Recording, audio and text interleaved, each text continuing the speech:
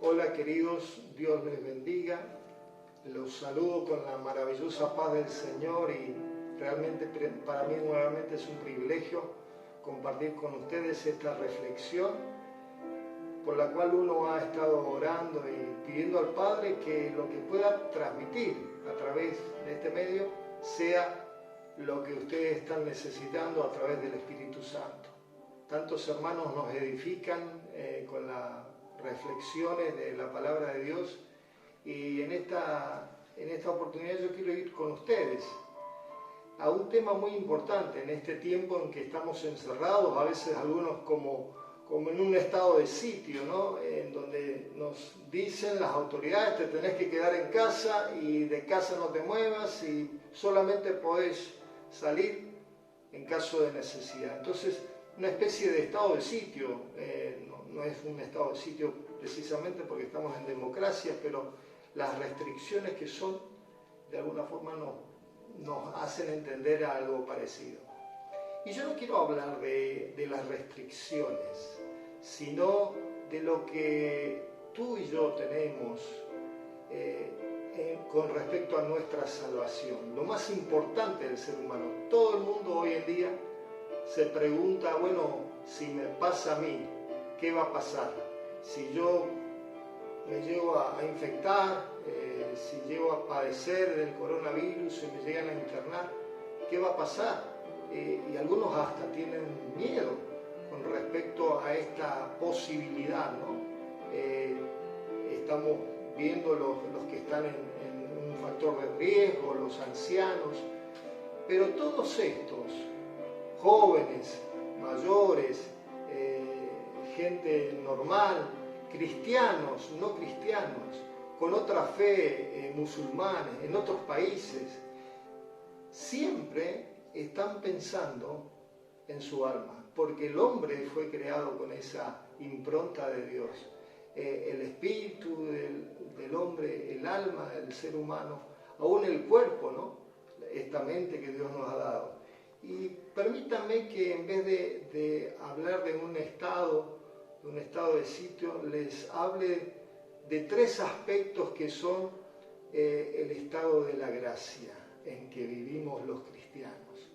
No sé si tú tienes este mismo sentimiento, pero yo estoy viviendo en un estado de gracia, en un estado que a mí me da suma paz, sumo placer, sumo gozo, porque estoy viviendo un estado de salvación, gracias a la vida y la obra que hizo Jesucristo en mí. Y yo quiero compartir con ustedes tres aspectos de esta salvación. La primera que obtenemos a través del sacrificio de Cristo es justamente la justificación. La justificación es tan necesaria y tan beneficiosa para nosotros que lo asimilamos a estas tres aspectos de la salvación como con tres escenas. En esta primera escena, que es la escena de la justificación, vemos, por ejemplo, en un juicio, ¿no? Muchas veces hemos visto en la televisión, un juicio en donde hay un tribunal y hay un juez en donde él entra y de alguna forma hay un acusado. Con respecto a esta ley, el acusado somos nosotros. Todos los que hemos nacido, dice que por cuanto todos pecaron, están destituidos de la gloria de Dios, eso dice en Romanos 3:23. Ahora, ¿qué pasa? En esta corte, en esta escena de la corte, hay un aspecto que Dios mismo, el Dios omnipotente, es el juez. Y nuestro abogado, el abogado de nosotros que somos culpables, es el mismo Jesucristo. Y miren lo que dice con respecto a esto el libro de Romanos, en el capítulo 5 dice: justificados pues por la fe, tenemos paz para con Dios, por medio de nuestro Señor Jesucristo, por quien también tenemos entrada por la fe a esta gracia en la cual estamos firmes y nos gloriamos en la esperanza de la gloria de Dios. Por eso les decía que estamos en un estado de gracia, en un estado de salvación, gracias a esa justificación que hace por nosotros Jesucristo. Y notemos que en el libro de Romanos habla de esto, habla de que todos van a ser juzgados, tanto los judíos, tanto los cristianos, tanto aquellas personas que de alguna forma buscan excusa y dice Dios, eres inexcusable, oh hombre, tú quien quiera que seas, y realmente, pero gracias al Señor que en la obra que Él hace, en la obra redentora, nosotros somos justificados. En ese aspecto también tenemos que reconocer que el segundo aspecto es la regeneración. Y esta escena ocurre, podría así decirlo, en el hogar. La palabra regeneración también se puede, de alguna forma, involucrar el hecho de un nuevo nacimiento o una adopción. Dios permitió que nosotros, en esa naturaleza caída, en esa naturaleza corrupta, en esa naturaleza que a veces decimos, este es un degenerado por la cantidad de pecados que hace y la alevosía de sus pecados, en ese degeneramiento del hombre ha producido una regeneración. Él ha cambiado esa naturaleza pecaminosa por una naturaleza nueva, la naturaleza de Cristo. Y esto también lo encontramos en el libro de Efesios, que habla justamente en Efesios 2. Todo el libro de Efesios habla de la obra de la ley y por medio de la cruz habla de que somos salvos de esa condenación. Y dice en Efesios capítulo 2, versículo 1, y el que nos dio vida a vosotros cuando estabais muertos en vuestros delitos y pecados. Él nos ha dado vida a nosotros cuando estábamos muertos en delitos y pecados. Y esa escena es la escena del hogar, la escena de una familia, la escena de un hombre que tiene un Padre celestial, el cual lo ha abandonado, el cual lo ha desobedecido, pero a través de la regeneración que el Espíritu Santo hace en nosotros, podemos comprobar esa nueva vida que tenemos en Cristo. Y la última, la santificación que produce el estado de gracia. La santificación es una escena maravillosa que la podemos ilustrar, todas estas cuestiones que son internas, podemos ilustrar en el templo. ¿A qué vamos al templo?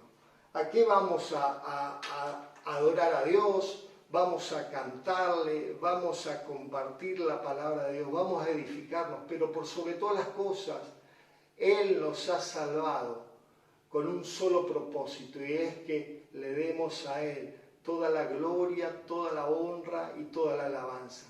Pero ¿saben qué? Cuando se iba al templo anteriormente, cuando se iba al templo, se iba para adorar, no siempre se les permitía entrar. Y solamente entraba el sumo sacerdote una vez al año en el lugar santísimo para ofrecer por los pecados. Entonces, ¿quiénes podían estar en la misma presencia de Dios, en el templo que Dios había tanto hecho para que esa fuera la figura de lo que iba a ser Cristo para con nosotros? ¿Quiénes? Los que estaban limpios de sus pecados. Y mire, amigo, amiga, nosotros no estábamos limpios. Nunca podíamos limpiarnos por nosotros mismos, porque a través de las obras que nosotros hacemos nadie puede justificarse, ni cambiar su naturaleza, ni siquiera santificarse, sino es solamente por un acto divino, y ese acto divino fue hecho en la cruz del Calvario por ti y por mí. Quiero compartir justamente el versículo que habla acerca de la santificación que está en Hebreos justamente. en donde más habla. Y en el capítulo 9 de Hebreos, en el versículo 22 dice: fue pues necesario que las figuras de las cosas celestiales fueran purificadas. Y desde el versículo 22, y casi todo es purificado según la ley, con la sangre, y sin derramamiento de sangre no hay remisión de pecado. Llegamos a esto, a ser justificados por Jesucristo, a ser regenerados por la vida de Jesucristo, y somos justificados delante de Él y santificados. Esas tres escenas, acuérdense, el tribunal, el hogar y el templo, es el estado en que podemos estar tú y yo. Pero para estar en ese estado hubo que, una vez y siempre en la práctica, arrepentirse. Es la única forma de entrar en este estado de gracia. Arrepentimiento es lo único que pretende el Espíritu Santo a través de nuestras vidas, a través de la obra que Él hace.